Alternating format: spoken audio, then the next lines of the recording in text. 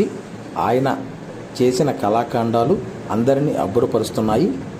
వరిగడ్డితో చేసిన చీర, జాకెట్, కండువ, నాగలి వంటి వస్తువులు తయారు చేస్తూ ఆయన తనదైన శైలిలో కళాఖండాలను రూపొందిస్తున్నారు.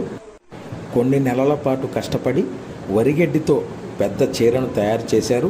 ఈ చీరను చూసిన అప్పటి కలెక్టర్లు, ఉన్నతాధికారులు చిన్న కృష్ణమూర్తిని ప్రత్యేకంగా అభినందించి అవార్డులు బహుకరించారని ఆయన తెలిపారు.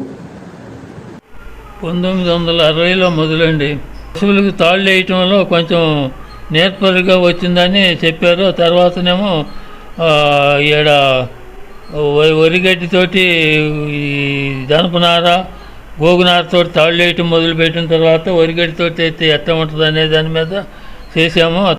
మువ్వ చిన్న కృష్ణమూర్తి చేసిన కళాఖండాలను అప్పటి రాష్ట్రపతి ప్రణబ్ ముఖర్జీ మరియు ఉపరాష్ట్రపతి వెంకయ్య నాయుడు